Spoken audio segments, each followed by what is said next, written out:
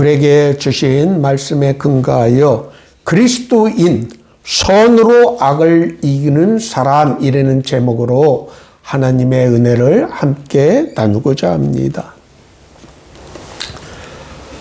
마음에 들지 않는다고 정치인들에 대한 폭력 사건이 잇따라 우리 사회에서 일어나고 있습니다. 지나치게 과열된 정치적 관심으로 사회적 갈등이 증폭되고 있습니다. 이로 인한 사회적 갈등에 대하여 염려하지 않을 수 없습니다.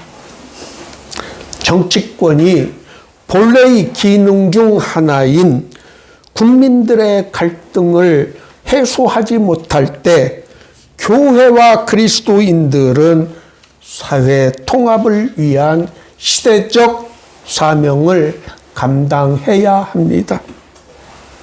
어떻게 하면 우리는 이 시대적 사명을 감당할 수 있을까요?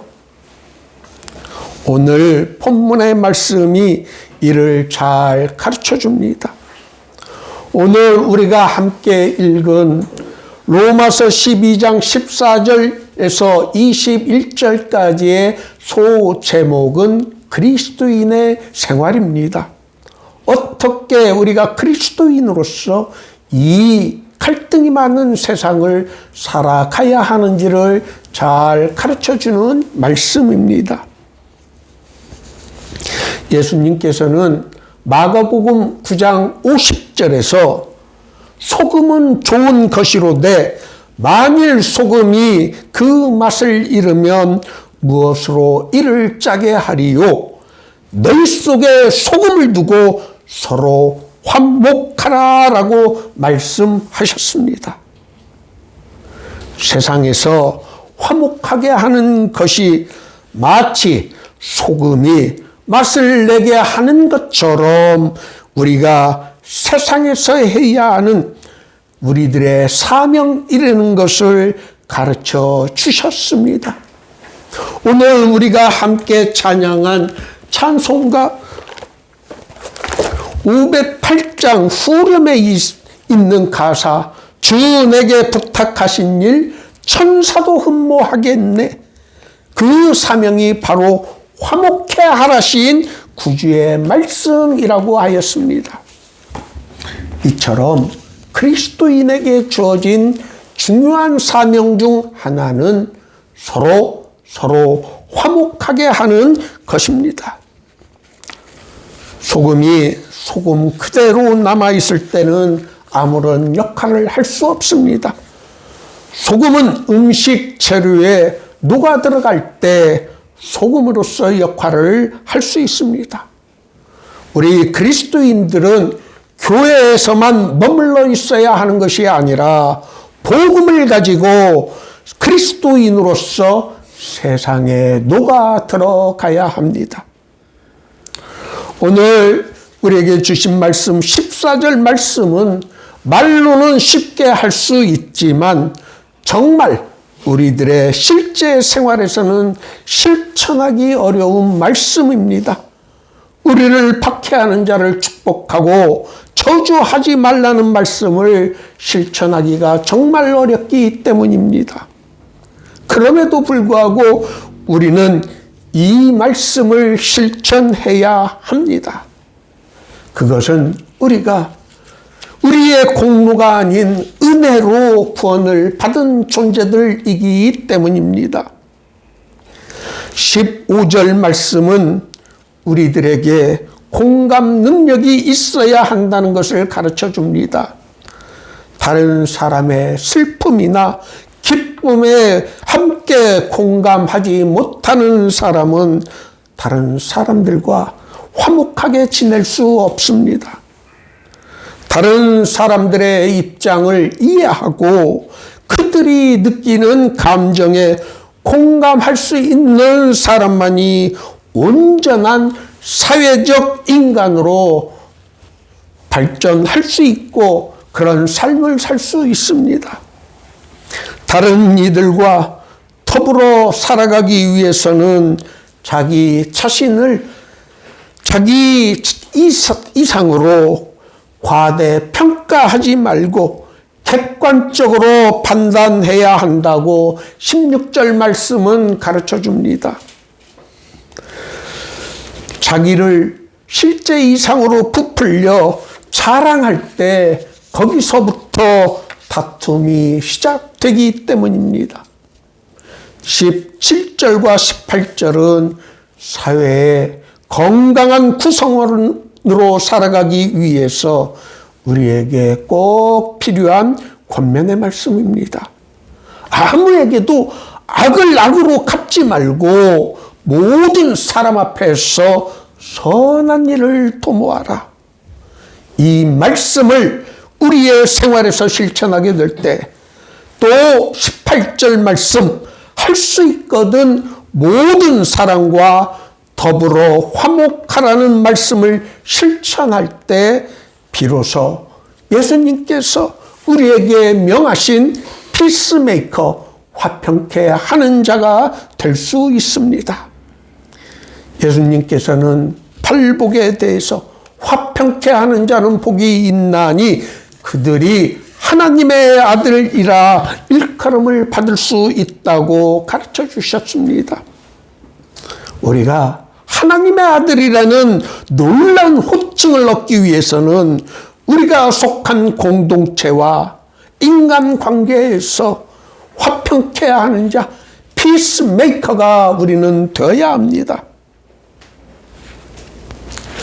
정치가 극단화가 되는 것은 비록 우리나라만의 문제가 아닙니다. 민주주의를 꽃피웠다고 자랑하는 나라들, 유럽과 미국에서도 벌어지고 있는 사회적 현상입니다. 정치적 교파화가 되는 현상을 막아야 우리는 우리에게 닥칠 비극적 상황을 예방할 수 있습니다. 정치적 교파화란 자신이 믿는 종교를 쉽게 바꾸지 못하는 것처럼 또 바꾸려 하지 않는 것처럼 자신이 지지하는 정당이나 정치인을 무비판적으로 맹종하는 현상을 가리킵니다. 인류 문명에서 앞서 나갔던 독일에서 히틀러와 같은 독재자가 탄생할 수 있었던 배경은 바로 정치적 교파화가 일어났기 때문이라는 분석이 있습니다.